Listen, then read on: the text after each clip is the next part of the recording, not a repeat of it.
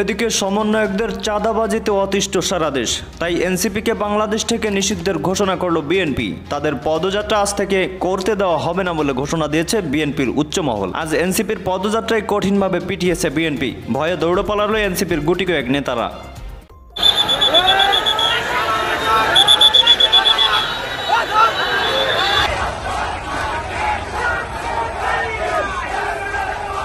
দর্শক যে যেখানে আছেন আশা করি ভালো আছেন। এই মুহূর্তে পাওয়া সব থেকে বড় ব্রেকিং নিউজ, সেটা হলো আজকে আবারও এনসিপির সাথে বিএনপির সরাসরি পাল্টা দেওয়া হয়েছে। দর্শক কি হচ্ছে সেখানে আমরা দেখব। পাশাপাশি বহিষ্কার হচ্ছে উপদেষ্টা আসিফ। আপনারা জানেন তার বিরুদ্ধে যে বাংলাদেশের বড় একটা স্যাটেলাইট চ্যানেল প্রতিবেদন করেছে, তাতেই কিন্তু তার কপাল পুড়তে গেছে। দর্শক কথা বলবো না, চলুন আমরা সরাসরি দেখে আসি এনসিপি এবং বিএনপির মধ্যে যে ধস্তাধস্তি হয়েছে সেটার বর্তমান প্রেক্ষাগৃহ এবং বর্তমান পরিস্থিতি। আশা করি সঙ্গেই থাকবেন এবং পরবর্তী আপডেট আসতেছে খুব দ্রুত, তাই তাড়াতাড়ি চ্যানেলটি সাবস্ক্রাইব করে রাখুন। তো দর্শক কথা নয়, চলুন সরাসরি দেখে আসা যাক।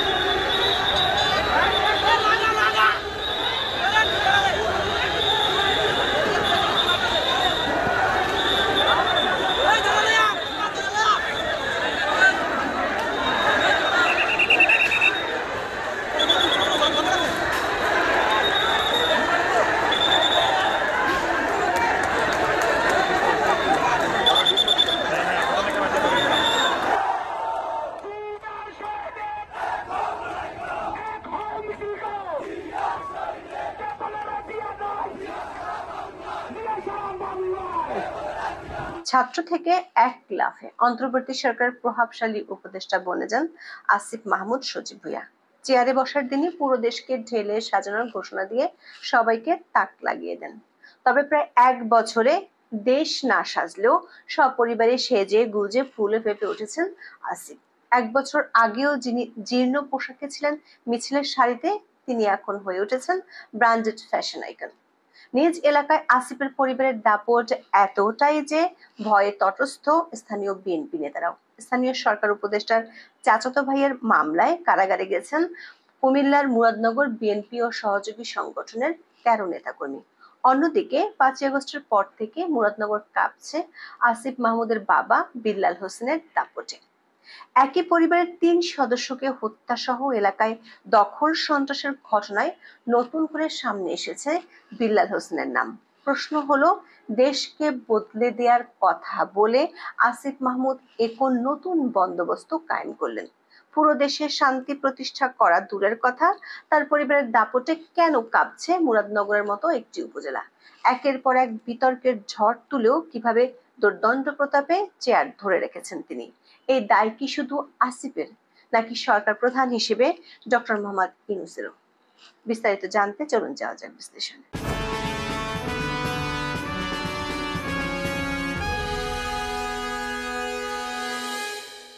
যুব ক্রীড়া উপদেষ্টা হিসেবে নিয়োগ পাওয়ার পর 2024 সালের 11ই আগস্ট সচিবালয়ের প্রথম অফিস করেন আসিফ মাহমুদ। চেয়ারে বসে বড় গলায় তিনি সাংবাদিকদের বলেছিলেন পুরো দেশকে ঢেলে সাজাতে চান। দাবি করেছিলেন অন্তর্বর্তীকালীন সরকার অধীনে এমন একটি সিস্টেম তৈরি করে দিতে চান যাতে যে ব্যক্তি আসুক সে সিস্টেম ফলো করবেন, তাতে আর কখনোই দুর্নীতি অনিয়ম এসব ফিরিয়ে আসবে না।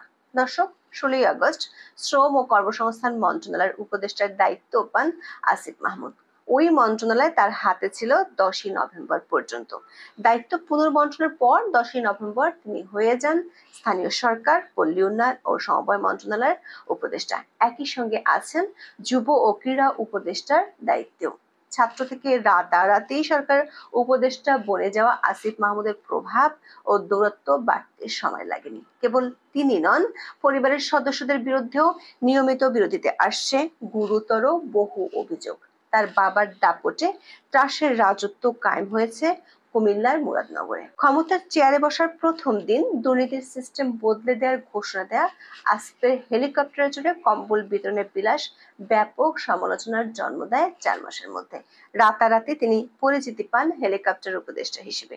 ডিসেম্বরে উত্তরবঙ্গে 200 টাকা দামের কম্বল বিতরণের নামে মাত্র 6 দিনে 28 বার হেলিকপ্টারে চড়ার রেকর্ড করেন তিনি।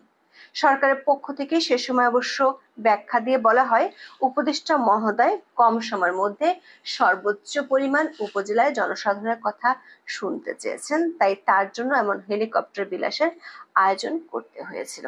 দর্শক, হেলিকপ্টার বিলাস নিয়ে সারা দেশে সমালোচনার ঝড় ওঠার ঠিক একদিন আগেই দুর্নীতির বিরুদ্ধে জিহাদের ডাক দিয়েছিলেন আসিফ। দিনাজপুরে 25শে ডিসেম্বর এক সমাবেশে তিনি সবাইকে আল্লাহর ওয়াস্তে দুর্নীতি, চাঁদাবাজি ও দখলদারিত্ব থেকে দূরে থাকার আহ্বান জানিয়েছিলেন। অথচ তার মন্ত্রণালয় ঘিরে দুর্নীতির অভিযোগ সবচেয়ে বেশি। বিভিন্ন সময় হাঁকডাক দিয়ে নাটক সাজানো আসিফ মাহমুদ নিজের জালেই ফেঁসে যান গত এপ্রিলে। ঘুষ, দুর্নীতি ও অনিয়ম সম্পর্কিত অভিযোগ ও পরামর্শ দেওয়ার আহ্বান জানিয়ে তিনি নাগরিকদের ইমেল পাঠানোর অনুরোধ জানিয়েছিলেন। এরপর 11 এপ্রিল পর্যন্ত মোট 909টি ইমেল পান আসিফ। এর মধ্যে বেশিরভাগ ইমেলে অভিযোগ আসে স্থানীয় সরকার মন্ত্রণালয়ের বিরুদ্ধে, যে মন্ত্রণালয়ের দায়িত্বে আছেন আসিফ মাহমুদ সজীব ভুঁইয়া। দর্শক, শুধু ইমেলে অভিযোগ নয়, গত 1 বছরে আসিফের কথা ও কাজের মধ্যে ফারাকের বহু ঘটনা দেখা গেছে। গত বছরের 17 নভেম্বর প্রকল্প বাস্তবায়নের ক্ষেত্রে সব ধরনের দুর্নীতি ও স্বজনপ্রীতি বন্ধ করতে কর্মকর্তাদের নির্দেশ দেন স্থানীয় সরকার উপদেষ্টা। এর 5 মাস পরেই খবর বের হয় কুমিল্লা এলজিইডির ঠিকাদারি লাইসেন্স নিয়েছেন আসিফের বাবা বিল্লাল হোসেন। বিষয়টি নিয়ে আলোচনা সমালোচনার মুখে বাতিল করা হয় সেই লাইসেন্স। আর উপদেষ্টা আসিফ বিবিসির কাছে দাবি করেন তার বাবা সরল বিশ্বাসে ভুল করেছেন। ঘটনার জন্য সামাজিক মাধ্যমে ক্ষমাও চান আসিফ। তবে বাস্তবতা হলো, বিতর্কের মুখে লাইসেন্স বাতিল করা হলেও এলাকায় প্রতাপ কমেনি আসিফের পরিবারের। ব্যাপক দুর্নীতির অভিযোগে তার নিজ এলাকাতেই নিয়মিত চলছে বিক্ষোভ সমাবেশ। গত জুনের শেষে মুরাদনগরে এ ধরনের একটি বিক্ষোভ থেকে অভিযোগ করা হয়, উপদেষ্টা পদ পাওয়ার পর থেকে আসিফ মাহমুদের পরিবার ও ঘনিষ্ঠজনেরা শত শত কোটি টাকার দুর্নীতি করেছেন। অন্যদিকে আসিফের পিএস মোয়াজ্জেম হোসেনের বিরুদ্ধেও দুর্নীতির মাধ্যমে প্রায় 400 কোটি টাকা আয়ের অভিযোগ ওঠে। মোয়াজ্জেমকে পরে অব্যাহতি দেওয়া হলেও তার বিরুদ্ধে তদন্ত চলছে দুদকে। তার বিদেশে যাওয়ার নিষেধাজ্ঞা এবং এনআইডি ব্যবহার বন্ধে নিষেধাজ্ঞাও দেওয়া হয়েছে। দর্শক, দুর্নীতির বিরুদ্ধে জিহাদের ঘোষণা দেয়া আসিফ মাহমুদের পরিবার থেকে শুরু করে ঘনিষ্ঠ কর্মকর্তাদের বিরুদ্ধে এভাবেই ধারাবাহিকভাবে উঠছে দুর্নীতির অভিযোগ। এর মধ্যে বাংলাভিশন টেলিভিশনের একটি অনুসন্ধানে এসেছে ভয়ঙ্কর আরো কিছু তথ্য।